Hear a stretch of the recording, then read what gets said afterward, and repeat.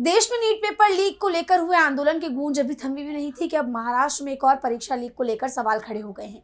महाराष्ट्र लोक सेवा आयोग की ड्रग इंस्पेक्टर भर्ती परीक्षा में पेपर लीक के आरोप लगे हैं। वहीं सीईटी 2026 के नतीजों में कथित अंक घोटालों को लेकर भी विपक्ष सरकार पर हमलावर है। तो क्या है पूरी खबर, देखिए इस रिपोर्ट में। देश में प्रतियोगी परीक्षाओं की पारदर्शिता एक बार फिर सवालों के घेरे में है। नीट पेपर लीक विवाद के बाद अब महाराष्ट्र में भी भर्ती परीक्षा और प्रवेश परीक्षा को लेकर नया राजनीतिक विवाद खड़ा हो गया है। मामला महाराष्ट्र लोक सेवा आयोग यानी MPSC की ड्रग इंस्पेक्टर भर्ती परीक्षा का है, जिसमें पेपर लीक के आरोप लगाए गए हैं। इन आरोपों के सामने आने के बाद भर्ती प्रक्रिया फिलहाल रोक दी गई है। बताया जा रहा है कि इस फैसले से प्रोविजनल मेरिट लिस्ट में शामिल 488 उम्मीदवार प्रभावित हुए हैं। हालांकि आयोग का कहना है कि अब तक पेपर लीक होने का कोई ठोस सबूत नहीं मिला है। दूसरी ओर एनसीपी एसपी के विधायक रोहित पवार ने मामले की निष्पक्ष जांच करने की मांग करते हुए गंभीर सवाल उठाए हैं। उनका सीधा आरोप है कि ड्रग इंस्पेक्टर परीक्षा में पेपर लीक हुआ है।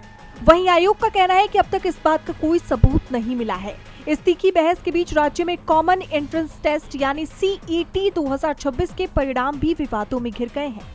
विपक्षी दलों का आरोप है कि परीक्षा में बड़े पैमाने पर अंक घोटाला हुआ है। कांग्रेस नेता सचिन सावंत ने दावा किया कि 12वीं बोर्ड परीक्षा में 35 से 40% अंक पाने वाले कुछ छात्र CET में 90 से 100 परसेंटाइल तक पहुंच गए, जिससे मेरिट सूची की विश्वसनीयता पर सवाल खड़े हो रहे हैं। विपक्ष इस पूरे मामले की स्वतंत्र जांच की मांग कर रहा है। हालांकि अब तक इन आरोपों की आधिकारिक पुष्टि नहीं हुई है और संबंधित एजेंसियों ने किसी गड़बड़ी की पुष्टि नहीं की है, लेकिन लगातार उठ रहे सवालों ने सरकार पर दबाव बढ़ा दिया है।